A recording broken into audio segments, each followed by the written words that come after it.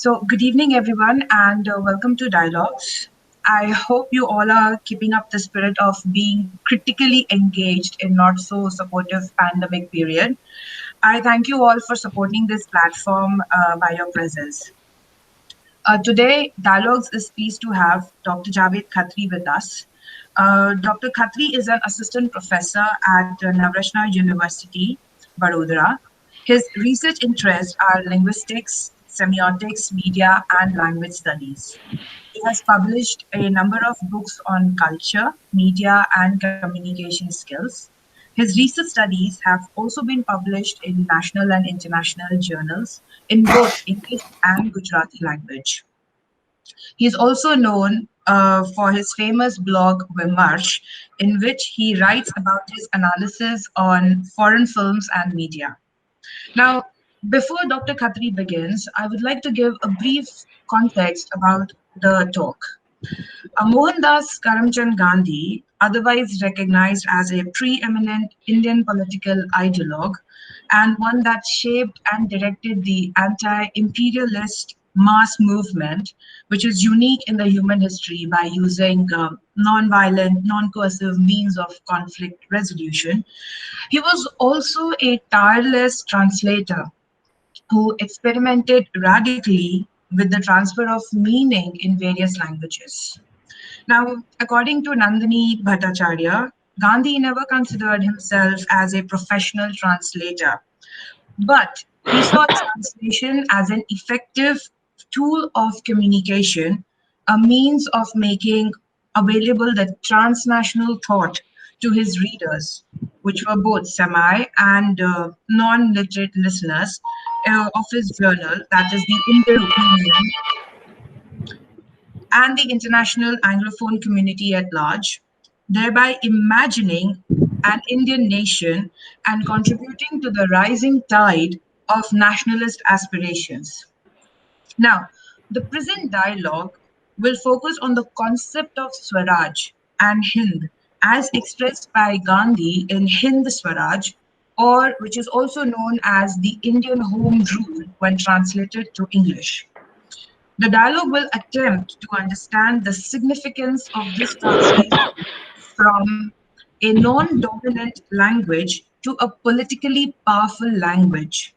An attempt is also made to understand the concept of Hind Swaraj as it is expressed in the source text and presented in the target text. Similarly, the idea of nation and a state will also be analyzed, keeping both the source text and the target text in mind, and how the ideas change across the language and readership. So, Dr. Khatri, you would be given around 45 to 50 minutes to express your thoughts and have this dialogue. And this will be later on followed by exchange of question and answers. The participants and the viewers and listeners can write their tech questions in the chat box. And before we start, I request all of you, other than the speaker and myself, to kindly mute their microphones. Um, Over to you, sir. Thank you. So, good evening to all of you. Are we all fine? Yeah. So, I want to keep it very simple. Uh, I'll first give a brief chronology of how Hind Swaraj was written and then translated. And then I'll be reading most of the things from the Word document that I have been preparing for my research work. Okay. So, I'll begin with this chronology. uh, the Gujarati version of Hind Swaraj. It was written during 1909, uh, from 13th November to 22nd November, when Gandhiji was traveling from England to South Africa. And during his sea journey, he wrote these chapters of Hind Swaraj in Gujarati. And once he reached in Africa on 11th December, the first 12 chapters of Hind Swaraj got published in Indian Opinion. And later on 18th of September, the remaining 8 chapters of Hind Swaraj got published in Indian Opinion. These are the Gujarati chapters. So Indian Opinion, though its title is English, it was published by the Gujaratis living there in South Africa, and these chapters are published in Gujarati language. In January 1910, the first Gujarati Hind Swaraj got published again from the South Africa by Phoenix International Printing Press. Now, it was published in January 1910, and on 24th March 1910, this Gujarati book was banned by the Mumbai government, that is the British government of that time.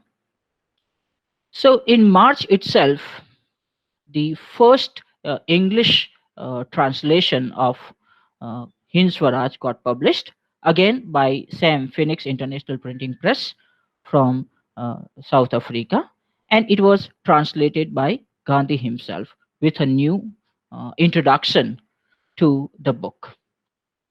Later on, there are various versions because this was first published by Phoenix, but the Indian first publication is by this press Navjivan.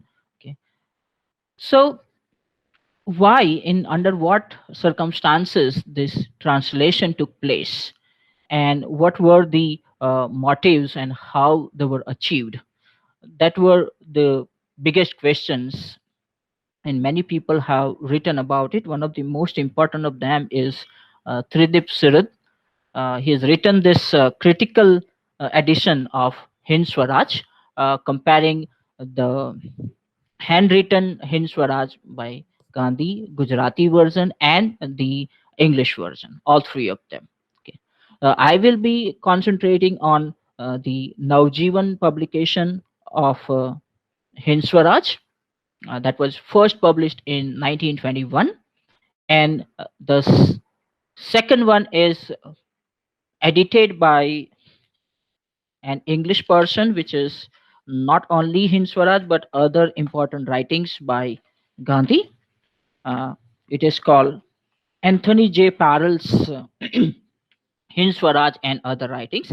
Though Parrell did not change the translation, that is, he kept the original Gandhian translation, but he added some notes with that.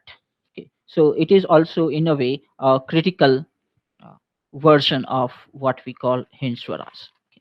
So I begin with this very idea of translation. Okay, that there are various facets associated with this idea and the process of translation. The translated text is an interpretation of the original, and the translation is from that interpretive perspective. At the same time, the translation will expand the readership of the text. When it was written in Gujarati, only Gujarati readers were capable of reading it, though it was a huge readership that time because there was undivided Gujarat. So there is a huge population of Gujarati speakers in Pakistan, so who were also part of that readership. Plus, there were Gujaratis who were living abroad because it was primarily published in Africa. So it was a big readership, but the moment it translates into the other language, and that is one of the most dominant languages of the time, that is English, so it will have the expansion of readership. It takes the text into the culture and society which were alien for the original text. Interestingly, in for this particular text that we are discussing, both the author and the translator were the same people, same person. So there is one more aspect added to the process of translation here. It is that of explanation. That is to provide more insight into the original text. So this present discussion and the kind of research that I'm working on is an attempt to decipher the translation practice as we can observe in Gandhi's translation of Hind Swaraj into English. So Gandhi basically known as a phenomenal personality and charismatic communicator. And that was one of the reasons that I started looking at Hind Swaraj from translation perspective. I was invited uh, by Ilsas from Vidyanagar to talk about Gandhi as a communicator and the translation process.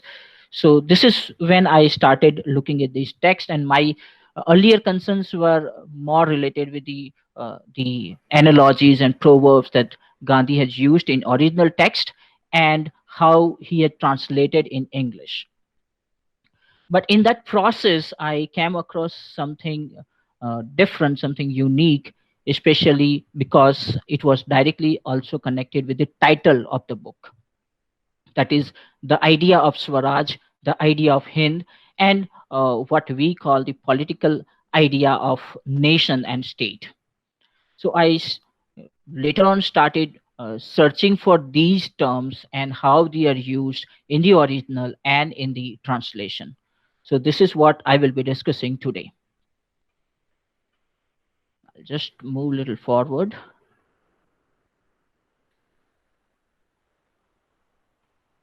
So basically, for this particular research, I'm using Hind Swaraj, the original Hind Swaraj by Gandhi, uh, published in 1922. That is Navjivan publication. Then the same thing published by Navjivan publication, but in English translation, which was entitled Hind Swaraj or Indian Home Rule. So this second part of the title Indian Home Rule was given by Gandhi in 1922 when this English version was being published in India by Navjivan. Okay. So this particular subtitle gives a very clear idea of Hind Swaraj, that he's basically talking about Hind as an India. Okay. And the third book, as I mentioned, by Parallel, Hind Swaraj and Other Writings. So I'm basically comparing all these three texts. Both English versions are same translation, the Parallel one and the Indian Home Rule one. But the 2001, that is edited by Anthony Parallel, added more historical and biographical details. So we will try to see a little comparison between these two texts. So what was the background of or to this particular translation of Hind Swaraj? Like we go back 100 years and we check that what kind of translations were available at that time, what kind of text used to be translated at that time. Okay. So like in which political condition it is translated into English is not a new thing. We all know it, and I have already spoken about it. But here I would like to focus more on the condition of literacy, literary, and linguistic hegemony of the time. It was a time when text from dominant languages were being translated into local languages. And English and Sanskrit were two most dominant languages of that time. English because of the political domination of the British people in India, and Sanskrit because of its liturgical and philological purposes. So Don Thula writes about this dominance of Sanskrit literary text. I quote him. In Indian context, almost all the translations or rewritings of literary works were done from Sanskrit into other vernacular languages. Instances of translators translating literary works from the vernacular languages into Sanskrit are very rare and almost nil. Like you really have to search for them. So under such situation, under such condition, a Gujarati text is being translated into English. A non-dominant language text is translated into a dominant language text. So Gujarati, as I said, had a very huge population.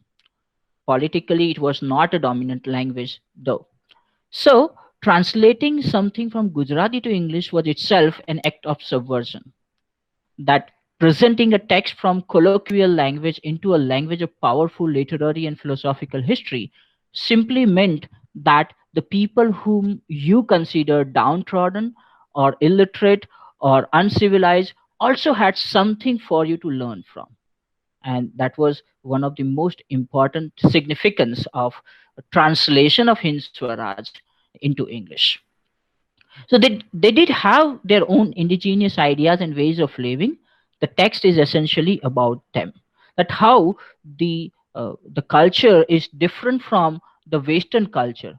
That is what Gandhi is actually discussing in this, and that's why this Gandhian scholar Tridip literally says that the entire book Hind Swaraj is about the idea of civilization, okay, which was presented in Gujarati as Sudharo. It is not used as a Sanskriti, but Gandhi uses the term Sudharo, which is translated as civilization. Okay. So, as another scholar called Chaudhary in Indian translation, he says that in Indian tradition, translation essentially serves the purpose of clarification. Okay. That you are not basically translating the text, but you are basically trying to explain the text. And normally it was in a oral tradition. So, those changes that we see in translation were not very significant. That is, people don't pay much attention to the changes. The message being conveyed becomes the driving force, and the form of the text takes the back seat. But in this particular text, we don't see any drastic changes in the form of the target text. Okay, so they are almost same. They are like same kind of chapterization, similar kind of questions, and uh, almost similar kind of answers. But when the answers are translated, they are translated considering the new type of readership in the mind of the translator. So another aspect in translation was uh, basically considering the job of the learned people at the time. Like if you are learned, if you are educated, you will be translating something into English. Okay, so you assume a responsibility that this is something there in English language, so I will translate this in my language so my people can also read it.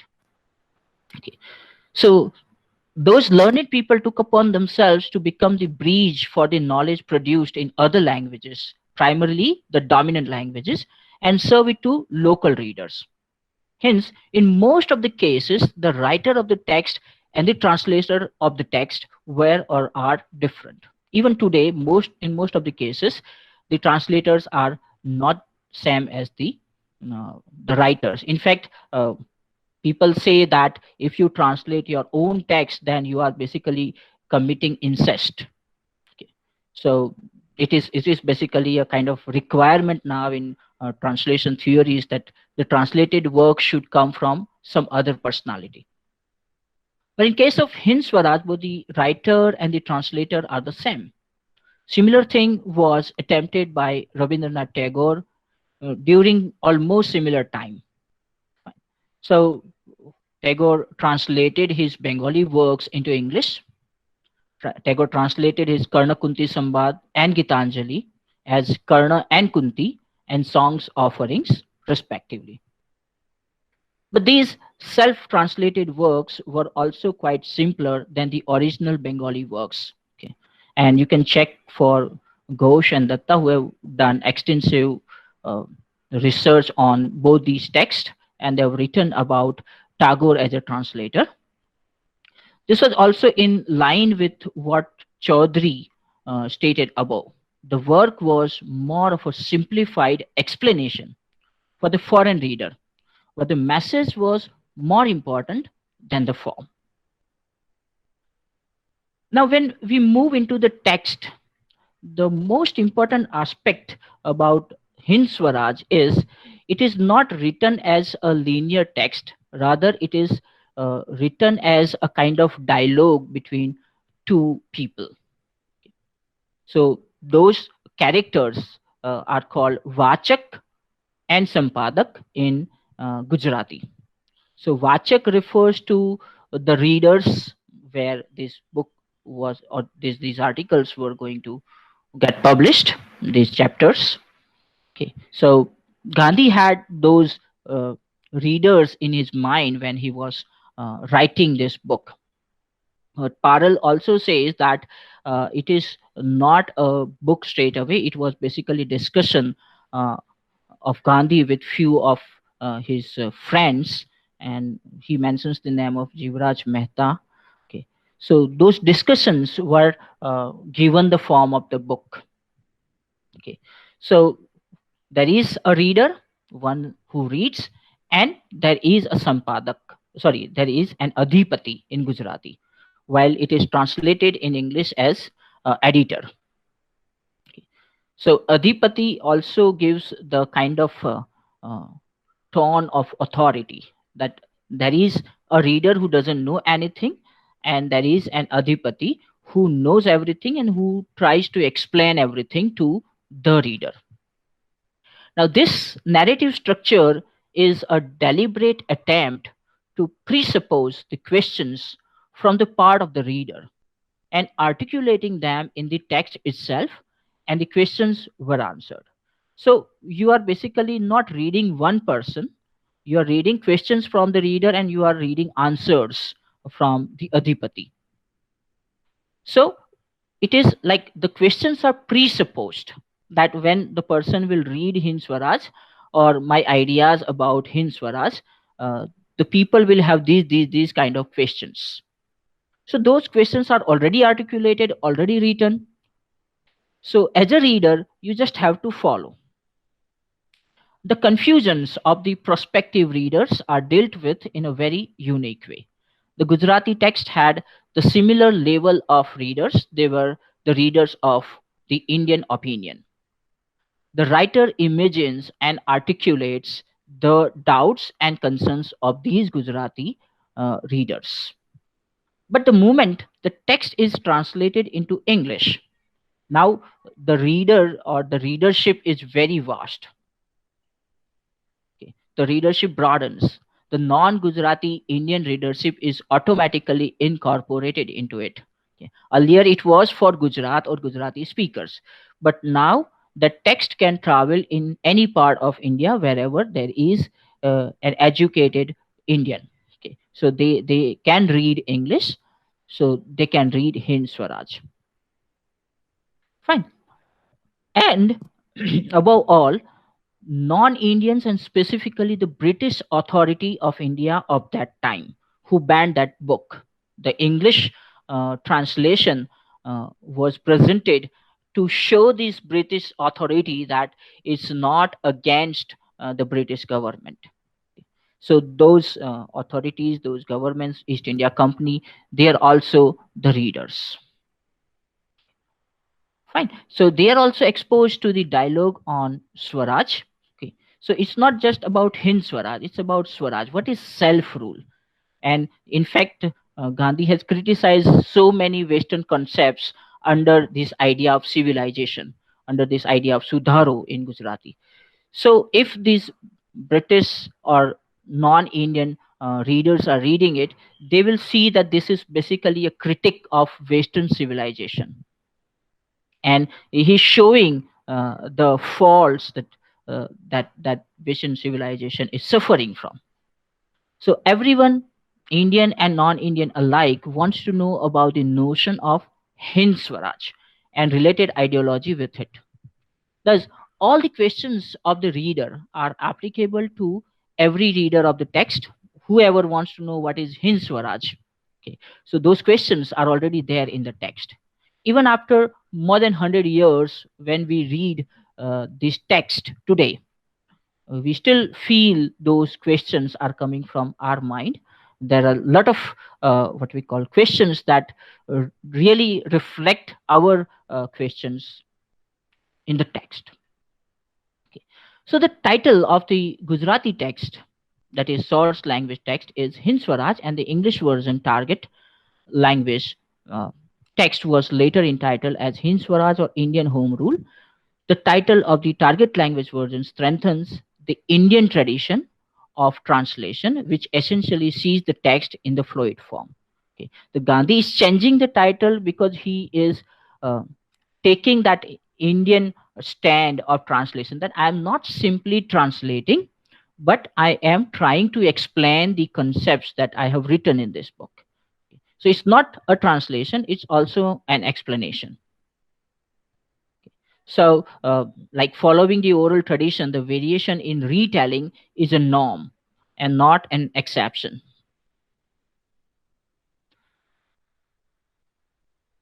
The particular dialogic narrative, that two characters are in a dialogue talking about something, plays the most important role of communicating message in a comprehensive manner.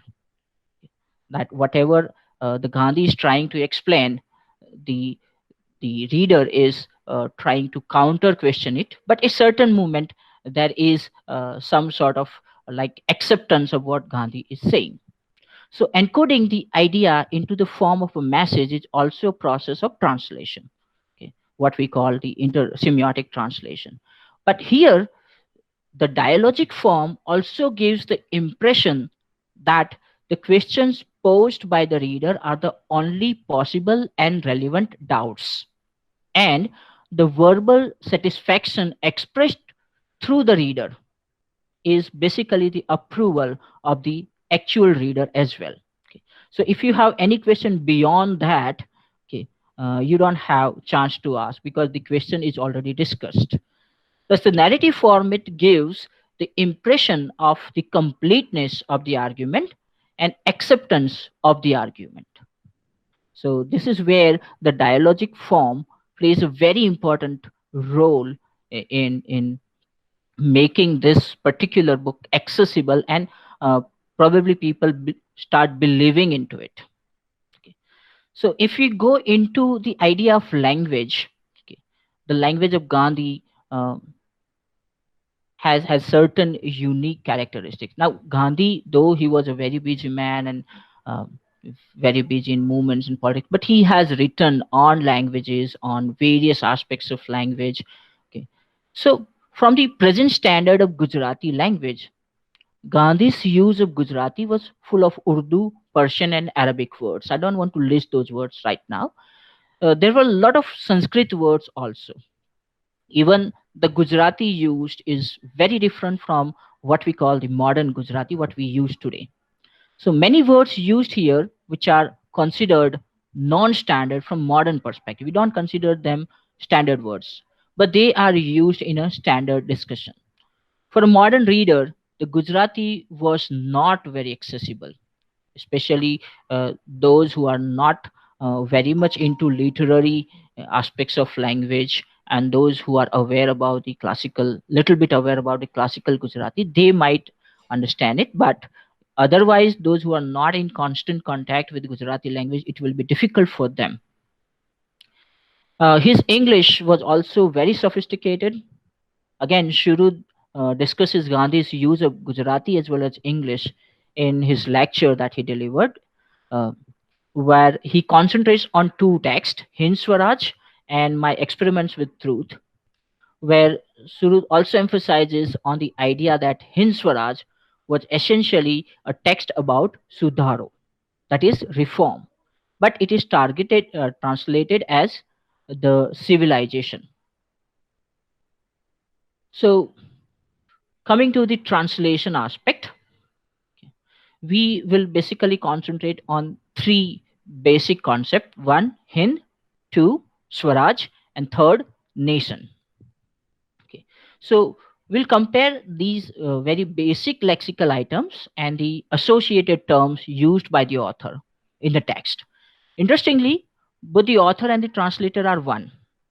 Suppose in this case, suppose this book was translated by somebody else, and instead of Sudaro, reform, that person might have translated as civilization, then people would call it a wrong translation. But because here the translator and the author are the same, this idea of interpretation or misinterpretation is nullified. Okay. So whatever words are there, they are probably deliberately chosen. Okay. So we will look at those words. For example, the concept of Hind is expressed in the title of the book itself, and the translation later added by Gandhi in 1921 edition translate the word as Indian. Okay. Hind Swaraj, Indian Home Rule. So here Hind is taken as an adjective and it is translated as an adjective Indian. It becomes self evident from this gesture that the term Hind stands for India. In the case of title, it is used as an adjective. Now, few other places, the same term without any modification is also employed as a noun. So instead of translating it as Indian, that particular term is translated Hind as translated as India. And it is also converted into Hindi, meaning Indian people. So this term, now if Hind means Indian, then Hindi, again the word for Indian, okay, you are adding an affix, but you are giving the same translation. Okay, fine. So this is where the word Hind is playing various roles. Okay, when they are referring to the political domain, or they are referring to the locality, that is the India as a nation, as a country, or they are referring to the Indian people or Indian tradition. Again, it is used as Hind or Hindi. Now, this term is also an adjective, Hindi is also an adjective, but here it is specifically used for people of India. And Hindi is used for people of India, and Hindi is used for education of India. Hindi Keravani, that is Indian education system. Okay. So the first use of the term in adjectival form is to do with Indian in general term, while the second Hindi is specific for the Indian people or something that is essentially Indian, according to Gandhi. Now, same term later extended to describe a specific personality. Okay. Gandhi uses the word Hindna Dada. Okay. In source text, in Gujarati, this word is used Hindna Dada. So Hind is for India. Dada literally means in Gujarati as a paternal grandfather. But here it is referring to a person, Dada Bhai Nauroji. Okay. So this phrase is accompanied by proper noun. Okay. When he says Hindna Dada, comma, Dada Bhai Nauroji or Dada Bhai, and it refers to Dada Bhai Nauroji. But when this particular phrase is translated into English, it is presented as the grand old man of India, where G of grand, old of O, M of man, and I of India, all of them are capital. And with that, they're not using the proper noun. The word Dada from the proper name Dada Bhai is Gujarati, which literally means paternal grandfather. So the same word is used to refer to him in this case, but with slightly different meaning. Colloquially, the word Dada also means a courageous person or a hooligan. In source text, in Gujarati uses of it, has the first connotation, a courageous person, implying that with his courageous acts, Dadabhai Nauroji had prepared the ground for the new freedom fighters and Congress persons. But when we check the target text in English, it does not add the proper name. It simply says the grand old man of India. So there is a possibility that Dadabhai Nauroji was famous in Indian press as Grand Old Man of India, and people used to recognize him with this particular title. Okay. So that's why this particular name, proper name, is not added. Because Dadabhai Nauroji was very much into the news at the time.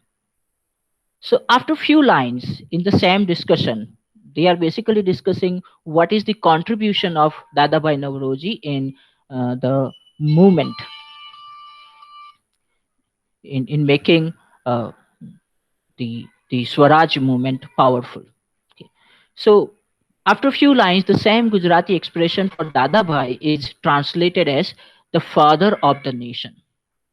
In first case, it was translated as the grand old man of India. Well, in second case, it is translated as the father of the nation.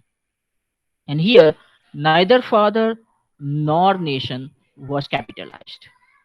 In first case, all the function words were, content words were capitalized, while in this, none of the words were capitalized. But there was a difference. In first case, it was spoken by Gandhi himself, that is, by the editor, while in second case, it is spoken by the reader. And does reader is not very happy to give any what we call good name to Dada Bhai Nauroji. He is questioning the role of Dada Bhai Nauroji, and that's why he's using the father of the nation. And in writing, a specific uh, strategy is used of decapitalization. So the text who is questioning the role of Dada Bhai in the movement, right? So, this act of using small letters and translating him as father instead of previously used word grand old man can be read as a diminutive process. In actual text, Gujarati, they simply say Dada Bhai. Fine. So, here the difference between the reader and the editor and their attitude towards a particular person is presented in translation with the help of capitals and non-capitals, okay, small letter words. The same reader, when he was explained everything about Dada Bhai Navroji, okay, then the same reader refers to him as Mr. Dada Bhai, okay, which was in original text, it was Dada Bhai Saheb. So Sahib was used in Gujarati to give this what we call respect to Dada Bhai. So in English, it is presented as Mr. Dada Bhai instead of saying Dada Bhai Sir, because that doesn't suit English translation. So the Mr. is used to show the respect. Then again, the expression Hindi is used as an adjective to refer to education, as I mentioned before. The source text expression is Hindi Kedauni, which is translated as Indian education. Here, the source text noun also refers to upbringing. Kedauni is not just about education in Gujarati. Okay, any form of upbringing is considered Kedauni. But in the translated version, this shade of meaning is missing. Okay. Then in the same paragraph, when they are talking about Hindi Kedauni, they say Hindni Bhakti. Okay. This specific term is used, Hindi Bhakti, which can literally be translated as devotion to India. But it is put as devotion to motherland. Okay. And the very word, the proper noun, India, is missing from translation. Now, in this translation, the replacement of India as a nation or state or sovereign and putting it into terms of an abstract concept of motherland is definitely an act that is done keeping the British readers in mind. Plus, there were many separate states in what we define India now. And hence, India as a country was not an easy word to identify with for the common readers, because most of the common people of that time have their um, what we call uh, connections with their local states. Okay, there was Baroda as a state, Mumbai as a state. Okay, and most of them were serving those royals, and even the royals were connected with the British. Fine. So that idea of India wouldn't go with those people who are serving certain states and they are fighting for those states. Motherland was common for all the people living under the British state of the time. Okay. Anyone who is under the British government. For all of them, it is motherland. Plus, there were many Indians living in different parts of the world, like Gandhi himself. So, devotion for motherland is an extension of the original phrase to incorporate the larger readership of Indians living under various labels of states and nations. And in fact, the word Hindustan from the source text is more or less consistently translated as India and not the word Hind, because Hindustan was largely used for the entire, what we call, the collective states. Sorry. Fine. So in the text, Hind is an abstract idea. Hindustan is a concrete idea, a place. Hind is sometimes translated as India, specifically when it is put in comparison with another country, especially Britain and Canada. So when they are comparing between British, England, and Canada with India, then Hind is translated as India. Otherwise, Hind is translated more as Indian or some people. Okay. The word Swaraj was used by the reader in the very first line. This is the second word now we are talking about. Swaraj was used by the reader in the very first line of the text, which is rendered as home rule with H and R capital, implying that the reader is talking about the rule of the local people, or, in better words, removing the British from the position of rulers of India. The reader repeats the word with the same significance on the same page with his second question. Okay. So, reader is still talking about Swaraj from that perspective only. The editor uses the same word with the same significance in the answer. When it was questioned in terms of home rule or Indian rule, it was answered in terms of Indian rule.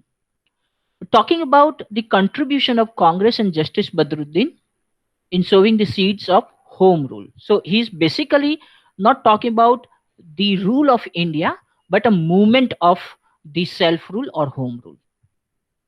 Arguing with editor, reader uses the word Swaraj, but this time the translation is home or self rule. And even in this case, the H, S, and R are capital as opposed to Parrajya. So that is the dichotomy created, Swarajya and Parrajya. And Parrajya is translated as foreign rule. This usage of the reader makes it clear that editors and readers' conception of the idea of Swaraj is not the same. Swaraj, when Gandhi talks about it, he is talking about a particular movement of awakening. While when the reader is talking about Swaraj, reader is talking about in comparison with the foreign rule. The reader continues using the word in the same way later on as well. Okay. So, in an answer, the editor explains. Now, there is a statement, Swaraj e pid manaso bhogvi sake che. This is what Gandhi says in answer to the reader. Now, it is translated as only men with mature thoughts are capable of ruling themselves. So, Swaraj here is literally translated as ruling themselves, ruling self. There, the idea of foreign rule is not visible. Editor explicates the literal meaning of the term Swaraj and repeated the same in the next paragraph too. And then, in further explanation, Swaraj is translated as self-government. And in the same dialogue, it is again translated as growth as a nation. Here, the translation is directly put in terms of Swaraj as a process that makes a nation, not the rule of the nation, but something that develops a group of people or a group of states as a nation, attaining that level of nationhood. The chapter on Swaraj, it is translated as Swaraj itself. Okay. There is no other translation. So it is in the entire chapter, but only in that chapter the word Swaraj is translated as Swaraj, and that's only 2.5 page chapter. So Swaraj as a process for them. But when there was a discussion on British Parliament, the reader's use of Swaraj is translated as their government. Okay. Okay. So whenever reader is talking about Swaraj, there is this idea of governing, whether he is talking with context to India or some other country, where the term Raj, governance, is more prominent than the other senses of Swaraj used in the text.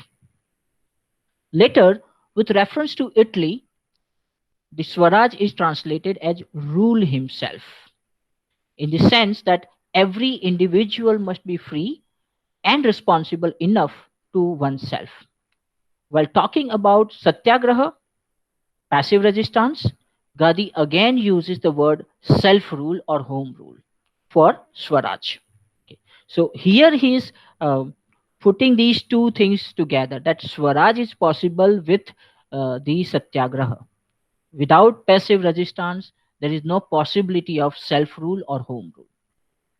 And later, discussing the same passive resistance, he exemplifies a village where people did passive resistance against the forceful law of the king, and the king had to take the law back. He adds that these kinds of acts are the real home rule. But in these cases, when he is talking about self rule and home rule, it is not capitalized, neither H nor R nor S. Okay, they are all in small letters. The rest all are Kuraj. So he's again here making the distinction between Swaraj and Kuraj, not with Parraj, okay, like what the reader made the distinction. Okay, self-governing and foreign governing. But Gandhi here talking about self-governing and Kuraj, that is bad governance. It is translated as bad governance. But here the translated in case the Parraj, it is translated as Parraj, not as bad governance. Okay, so I'll repeat this. The Gandhi says that these kinds of acts are the real home rule. The rest all are Kuraj, literally bad governance, but here translated as foreign rule, not bad governors. And later in conclusion, the Parraj is also translated as foreign rule. So both Kuraj and Parraj are equated in this case. So there is a clear dichotomy as developed in this target text in terms of home rule or self rule as opposed to foreign rule. But the idea of foreign rule is stated as Kuraj, bad governors, and Parraj, others rule.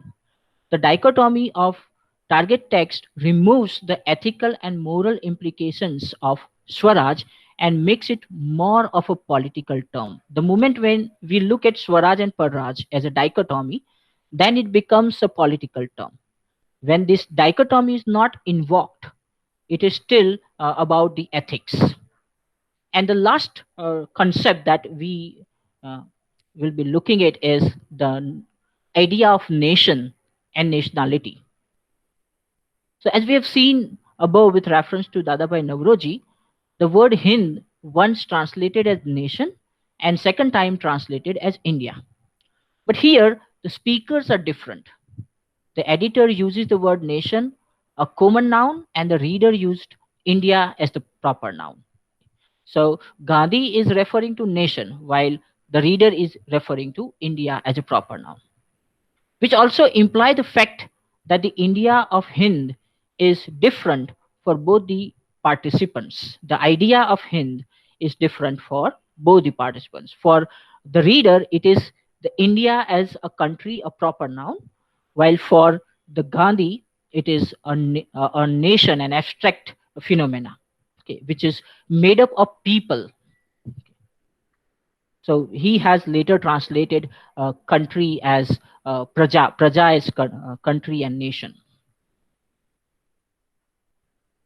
Fine. So here, the editor is more concerned with the idealized image of what a country should be, not just a piece of land. And this level of understanding is also present when the word is repeated at other places. They were the very first line of the text exposes such a belief of the reader. In this line, the reader uses both Hindustan and Swaraj together, which were translated as India and Home Rule, respectively. So, for reader, the moment he talks about Hindustan or a country, he is referring to India. The moment he is talking about Swaraj, is referring to self governance in terms of government, as opposed to Pararaj. Yet India is a nation that is undergoing the wave of home rule, that is freedom. So when this idea of nation comes, okay, in the very first chapter, the word praja is translated as the nation, okay, which can be easily translated as citizens or people, but it is translated as nation, which clearly implies that for Gandhi, the nation is incomplete without its citizens. Later, while discussing Dadabhai Nauroji's contribution, uh, Sostek says Angrejo. In Gujarati, we have word Angrejo, but in translation, it is rendered as English nation. So there is still this dichotomy, which again reiterates the above point. While Congress enthused the idea of, in Gujarati, they say Ek Praja Chiye Nibhavna, while in English, he uses the idea of nationality. So again, the idea of praja, the citizens, is translated as nationality. And this happened plenty of times in the text. So I'm not referring to all of them here right now.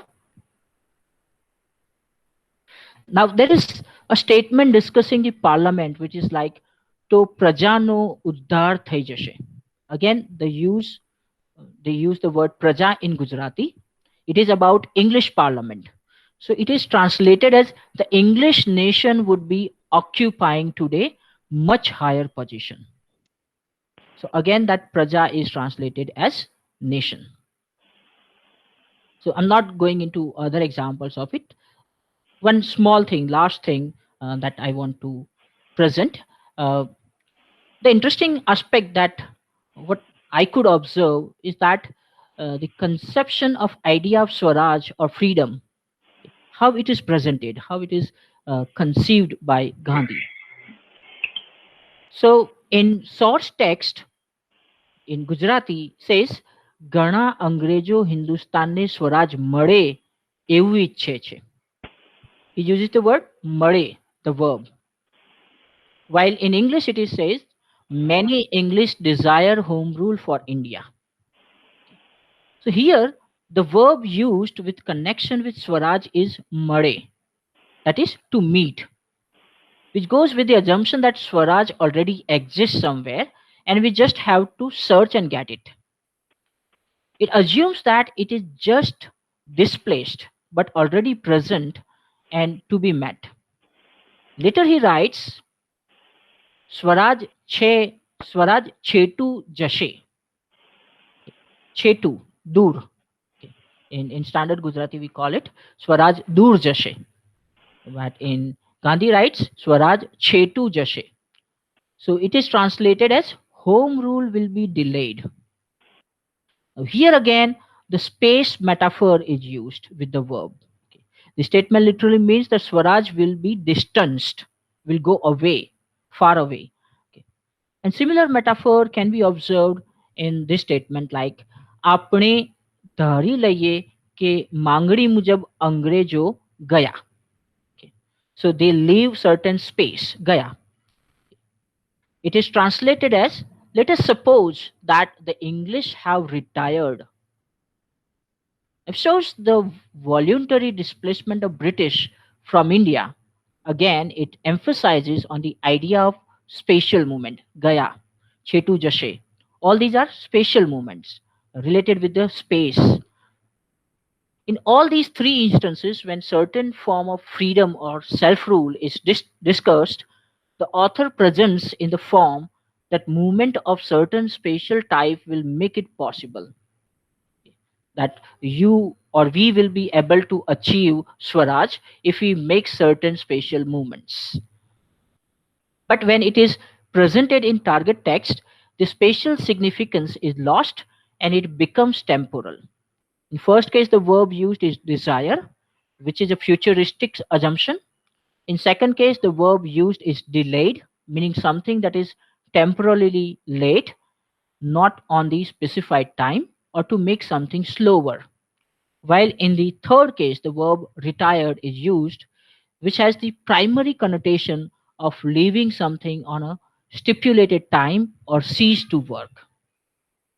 The basic difference is in conceptualization of source text and target text construction comes from Gandhi's firm belief that Swaraj is more to do with the self rule, developing and observing certain ethical norms and taking a stand for the morally correct irrespective of who is doing wrong. And that's the main idea that he tried to explain in the entire text. And hence, in the source text, he considers Swaraj something accessible from a spatial construal. We need not wait for it.